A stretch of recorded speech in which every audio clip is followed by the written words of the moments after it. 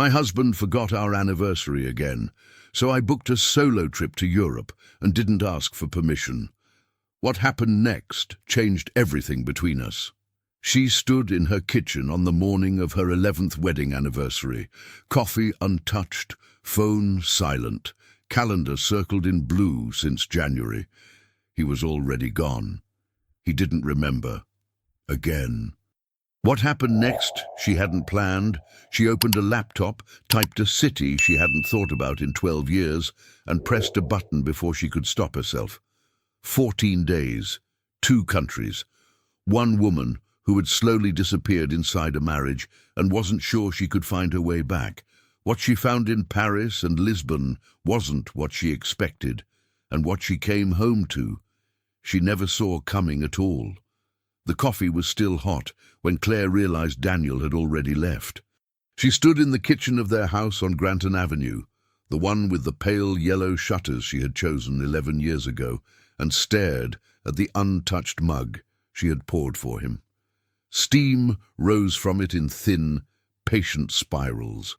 Outside, the Nashville morning was doing what it always did in late September, burning gold along the edge of the sky, wrapping the dogwood trees in something that looked almost like promise.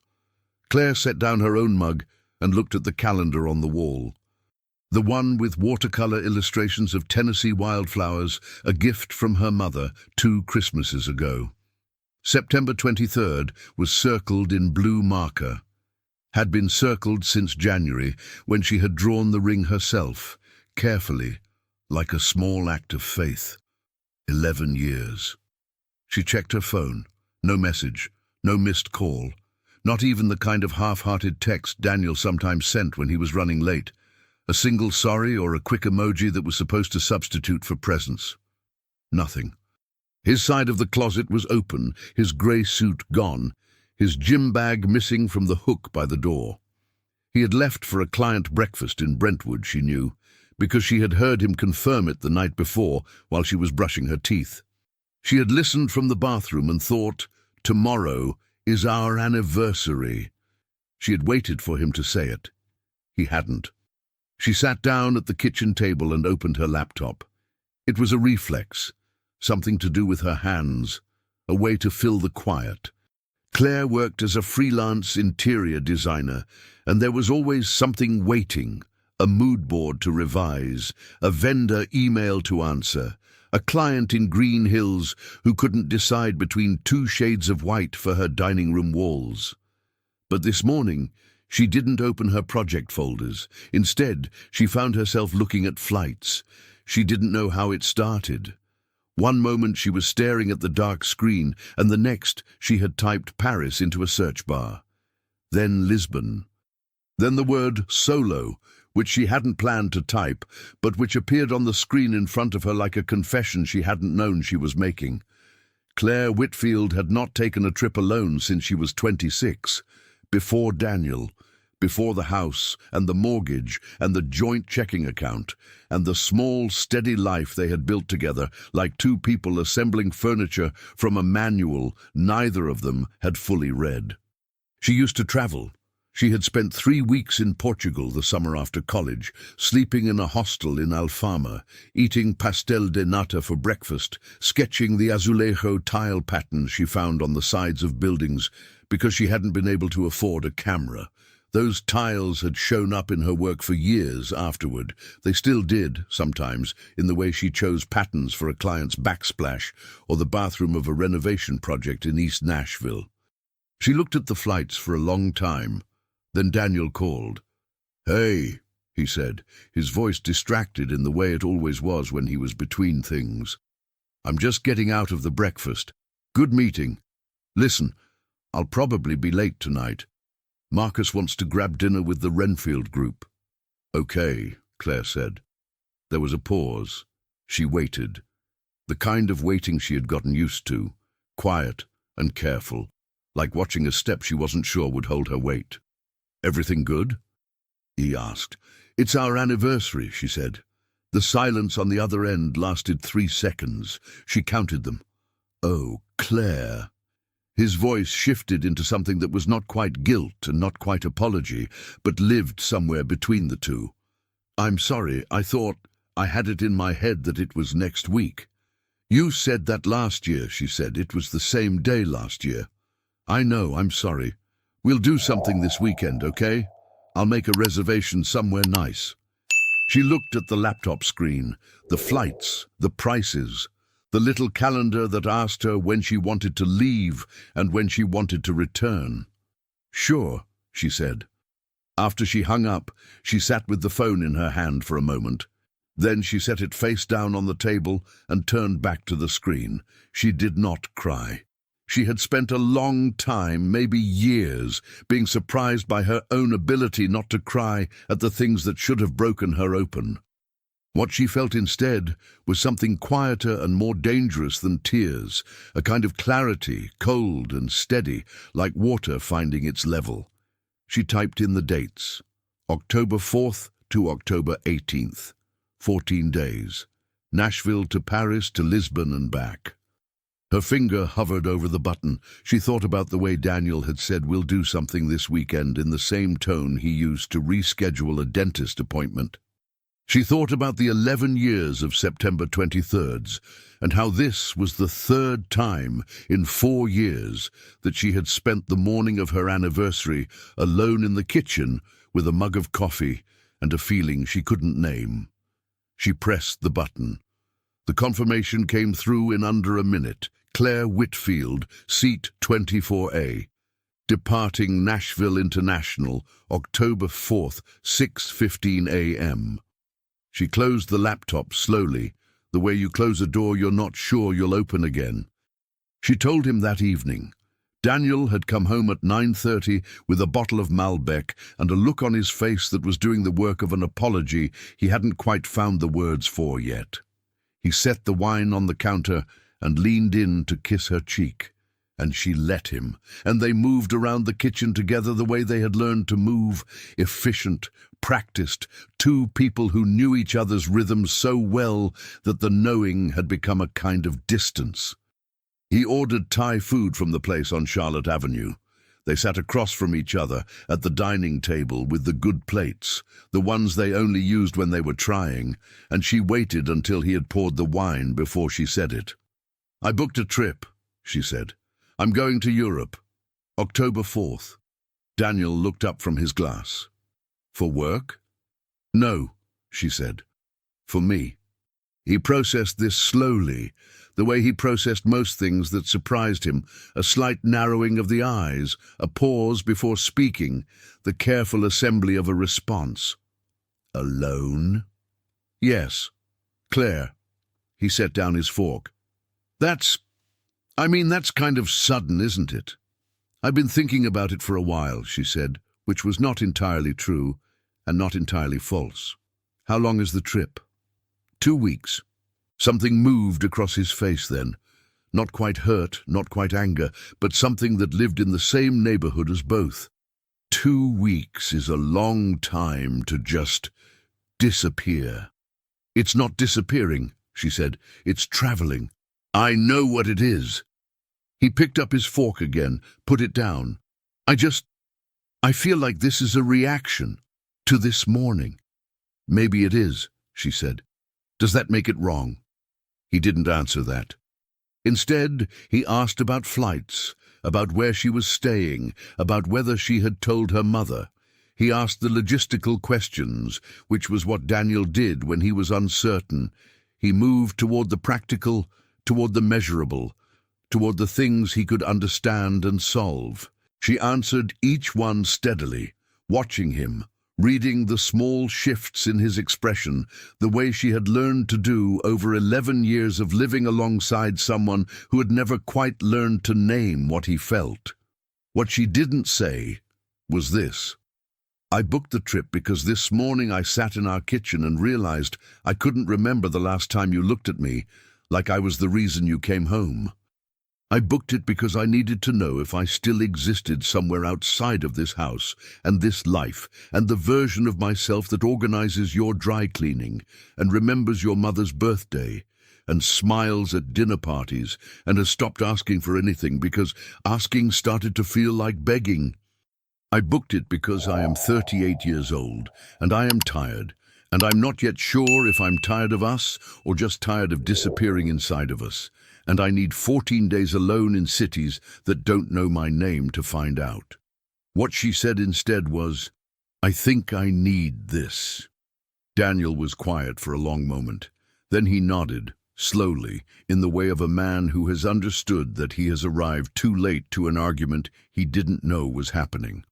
"Okay," he said, "then go."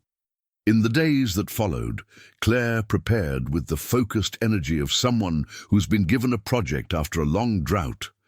She called her friend Renata Simmons, her oldest friend, the woman who had been her roommate at Belmont before either of them had met the men they would marry, and told her everything.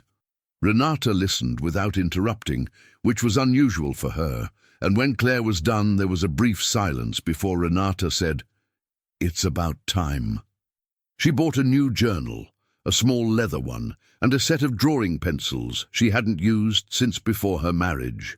She pulled out the old travel adapter she hadn't touched in 6 years. She made a list of places she wanted to see. The Marais in Paris, the Musée de l'Orangerie, the flea market at Vanves. In Lisbon, the Alfama district, the viewpoint at Miradouro da Graça, the pastry shop on Rua do Loreto that she had found written in the margin of the old travel journal she had kept at 26. Daniel watched from the edge of all this preparation. He did not interfere, and he did not complain, but she caught him sometimes watching her from the doorway of the bedroom as she packed, a look on his face she couldn't fully translate, something between recognition and loss, as if he was seeing something about her that he had not seen in a long time and was not sure he deserved to see. On the morning of October 4th, he drove her to the airport. They didn't say much in the car. The Nashville streets were dark and quiet, the city still half asleep around them, the highway lit only by the amber rings of the sodium lights overhead. He carried her bag to the curb and then stood there, and she stood there, and there was a moment, brief and fragile, like something made of glass, where she thought he might say the thing she had been waiting for him to say for longer than she could name. He said, "Text me when you land." "I will," she said. She walked inside without looking back, not because she didn't want to, but because she knew that if she did, she might not go. Paris received her the way Paris receives everyone who arrives alone and uncertain, without ceremony, without comfort, and without apology. The apartment she had rented through a home-sharing site was on the 3rd floor of a building on Rue des Archives in the 3rd arrondissement. Up a staircase that spiraled too tightly for her rolling suitcase and smelled like stone and old cooking, and something faintly floral she never identified. The apartment itself was small and pale, with tall windows that looked onto a courtyard where a tabby cat slept on the ledge of a planter box. The bed had a white duvet, and the kitchen had one of everything, one fork, one knife, one coffee cup, and Claire stood in the middle of it all and thought, this is exactly right.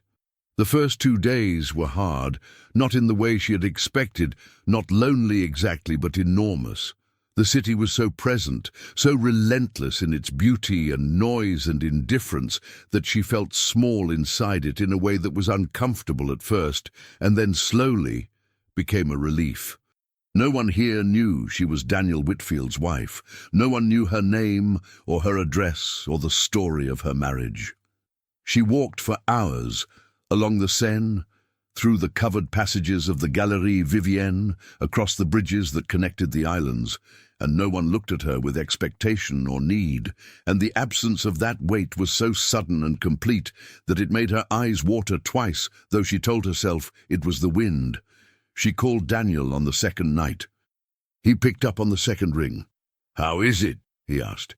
"Big," she said. "Strange. Good, I think." "Are you eating?" "Yes. Good."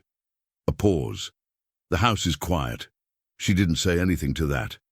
"I've been thinking," he said, and then stopped. About what? I don't know how to say it right, he said. I've been thinking about the anniversary, and the year before that, and the one before that. Okay, she said carefully. I don't want to do this over the phone, he said. Then we won't, she said. We'll talk when I get back. She meant it as a postponement. What she didn't expect was what happened after she hung up. A small, stubborn feeling of hope that she didn't know what to do with, that she put away carefully like something breakable and tried not to examine too closely.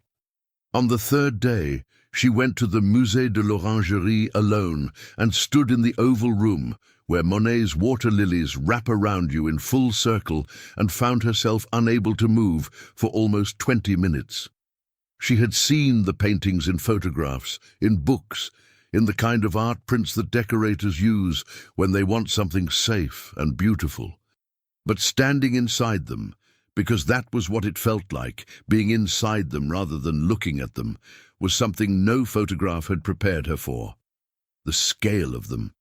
The way the light from the skylight above changed the color of the water as she watched. The way the room itself seemed to breathe. She sat on the bench in the center of the room and took out her journal and her pencils.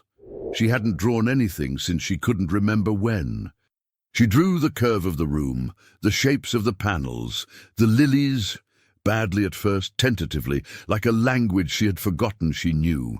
She stayed until the museum closed.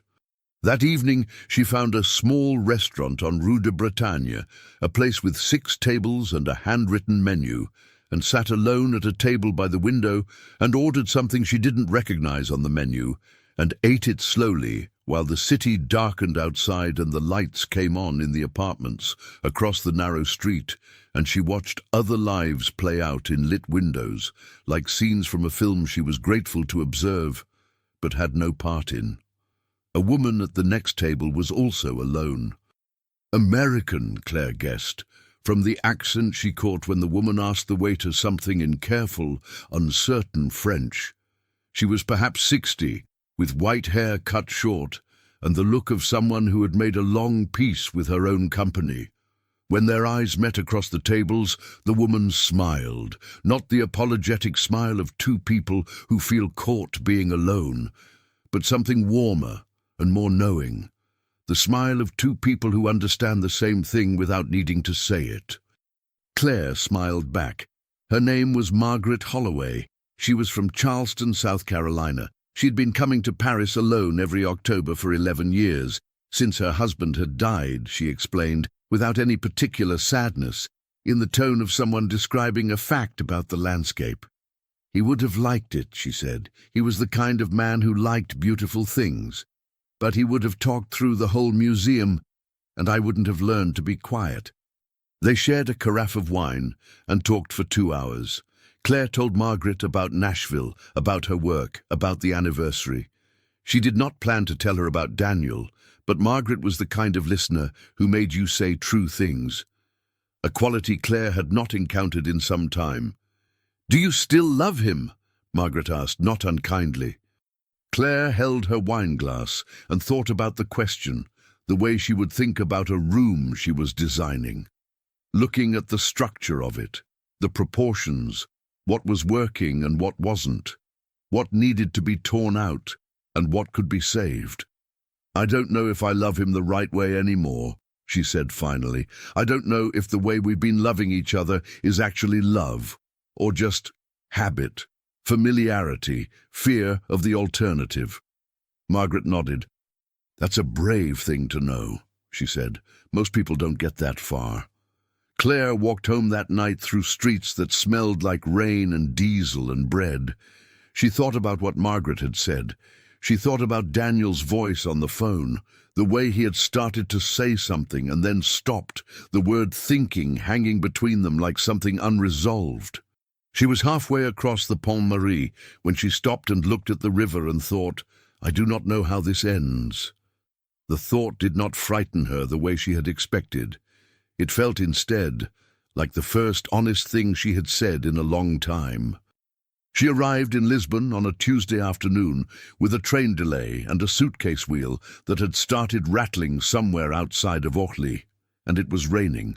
Not the grey, persistent rain of Paris, but something warmer and more sudden, a rain that smelled like salt and soil and arrived in gusts from the direction of the Tagus, soaking her coat in the 3 minutes it took her to find a taxi.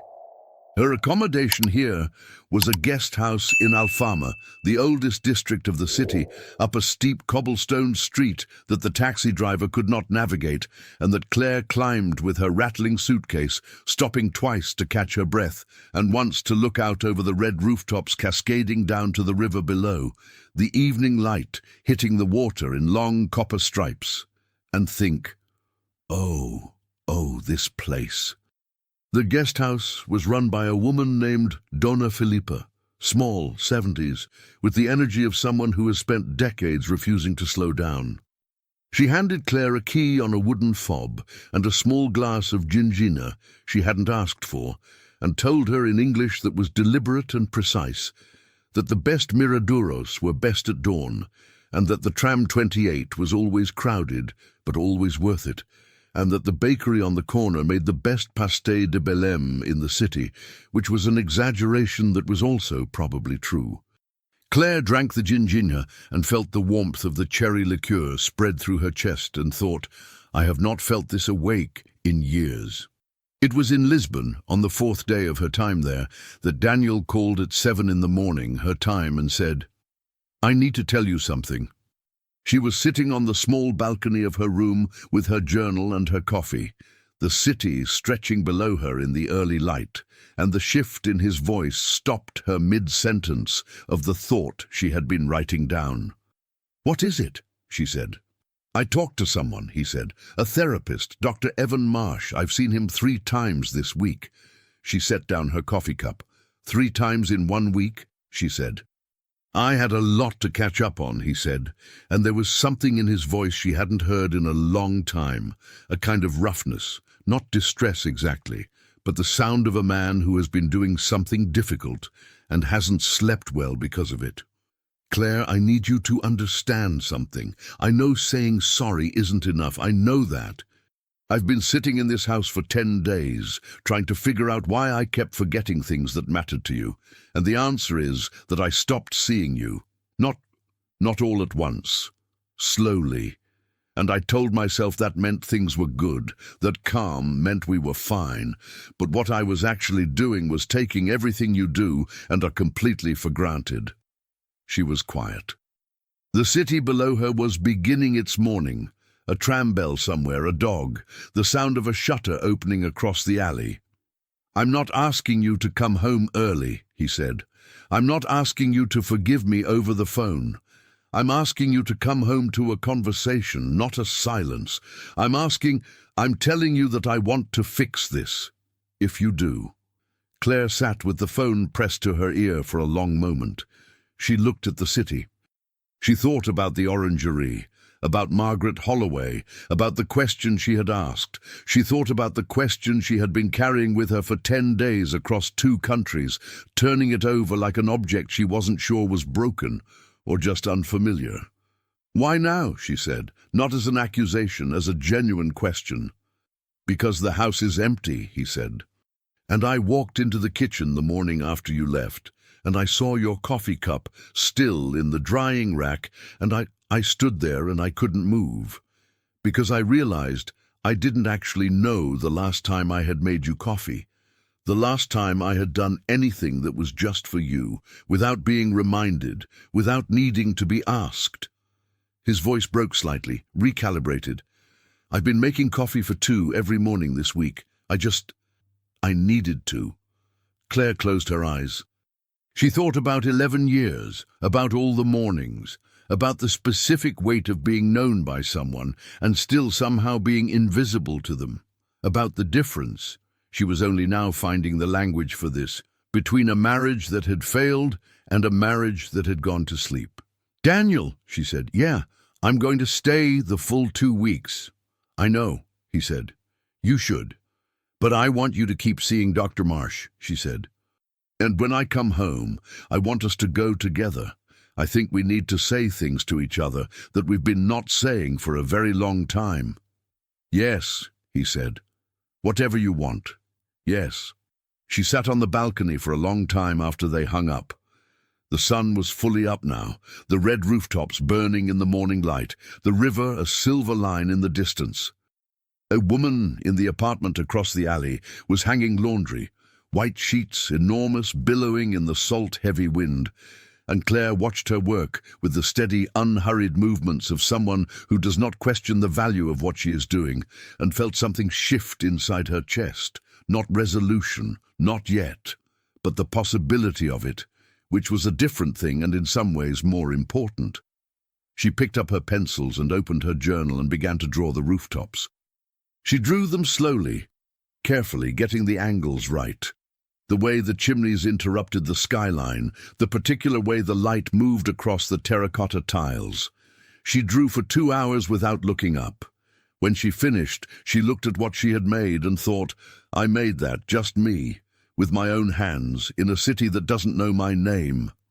She thought that she needed to remember this feeling, not as ammunition against Daniel, as something she was keeping for herself, a record of who she was when no one was watching, when no one needed anything from her, when she was just a woman alone on a balcony in Lisbon with a pencil and the morning and all the time in the world. She spent her last 4 days in Lisbon with the particular attention of someone who knows she is leaving. She went to the Museu Nacional do Azulejo and stood in front of the great panoramic panel of Lisbon before the 1755 earthquake, the city as it had existed in tile before it was destroyed and rebuilt, and thought about what it meant to reconstruct something from memory, how the people who rebuilt the city after the earthquake had made choices about what to keep and what to change, what foundation was worth preserving and what needed to be torn down entirely. She bought a small reproduction postcard of the panel and tucked it into the front pocket of her journal. She went back to the bakery on the corner every morning. She learned Dona Filipa's daily schedule and the names of the 2 cats that lived in the guest house courtyard. She spent an afternoon in a small tile workshop in Mouraria, where a young woman named Sophia, patient, precise, ink-stained to the wrists, taught her how to transfer a simple geometric pattern onto a piece of ceramic. Claire's pattern came out slightly crooked. She loved it anyway. She called Renata from the Miraduro da Graça on her second-to-last evening. The city spread out below them in the blue hour before dark. The castle lit amber on the hill above. So, Renata said immediately, what's happening? What did he say? Claire told her about the phone call, about Dr. Marsh, about the coffee. Renata was quiet for a moment. And what do you think? I think... Claire paused, watching the last light leave the water. I think I went on this trip believing it might be the beginning of the end, and I'm coming home believing it might be the beginning of something else. I don't know what exactly, but I'm not afraid of finding out. That's different from when you left, Renata said. Everything is different, Claire said, including me. The flight home was long and smooth, the kind of transatlantic crossing where the night is compressed into a few dark hours, and you arrive into daylight as though time has skipped forward. Claire slept for 4 of the 9 hours, and spent the rest looking out the window at the cloud cover below and reading the last pages of a novel she had bought in a small bookshop on Rue de Rivoli. She ate the airplane food. She declined the wine. When Nashville appeared below her, the curve of the Cumberland River, the skyline modest against the wide Tennessee sky, she felt something she hadn't expected. Not dread and not relief, but something more nuanced. A readiness. The feeling of someone who has gone somewhere difficult and come back with the evidence of having survived it. Daniel was at the arrivals gate. She saw him before he saw her. Tall, slightly rumpled, holding a cardboard coffee cup in each hand, the way a person holds something when they need to do something with their hands. He was scanning the crowd, and when he found her face, his expression did the thing she had almost forgotten it could do. It changed, opened, became something unguarded and immediate, the face of a man who is genuinely relieved to see a specific person, not just anyone. He held out one of the coffee cups when she reached him. "I didn't know if you'd want it," he said. "I got one anyway." "You got coffee," she said. "I've been making it every morning," he said. "I thought I'd continue the habit." She took the cup. It was still warm. She looked at him for a long moment, at the grey at his temples that had gotten slightly more pronounced, at the careful way he was holding himself, like someone who has been practicing a conversation and is not sure the practice will be enough. And she thought about the earthquake tile and what it meant to rebuild something from the foundation up, choosing deliberately what to keep and what to change. "I have things to say to you," she said. "A lot of things. Some of them are hard." "I know," he said. "I have things to say too. We're going to have to be honest with each other in ways we haven't been," she said, "for a long time." "I know that too," he said. She nodded. She looked at the coffee cup in her hands, the simple, familiar warmth of it, and then at her husband standing in the Nashville airport arrivals hall, looking at her like she was something he was trying to memorize. "Okay," she said. They walked out into the Tennessee afternoon together, not the way they had walked for the last several years, which was side by side and separate, two bodies moving in the same direction for different reasons, but something slightly different, slightly closer, the distance between them just fractionally less than it had been in a long time. Small, that difference. Almost invisible. Almost. She thought about Lisbon, about the tile panel of a city before its destruction and after its rebuilding, about the way the craftspeople had worked in careful, patient hands to reconstruct something from pieces. She thought about Sophia's ink-stained wrists and the slightly crooked pattern on the ceramic she had packed carefully in the center of her suitcase.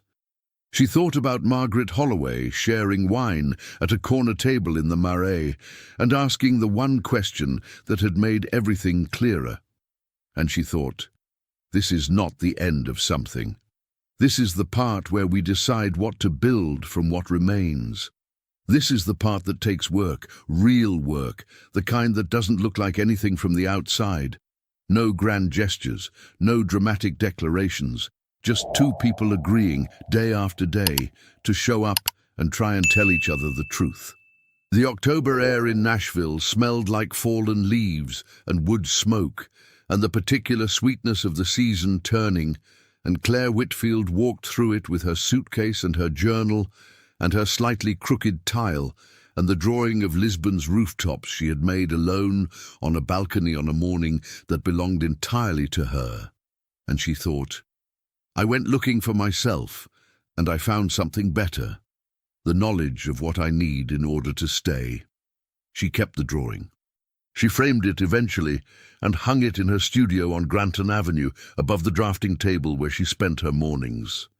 Whenever she looked at it, she remembered the feeling of drawing it, the quiet, the focus, the city spread out below her in the morning light, the pencil moving across the page, just her, no one watching, no one waiting, nothing to be except present and alive and entirely herself. She kept that feeling too, that one she carried everywhere,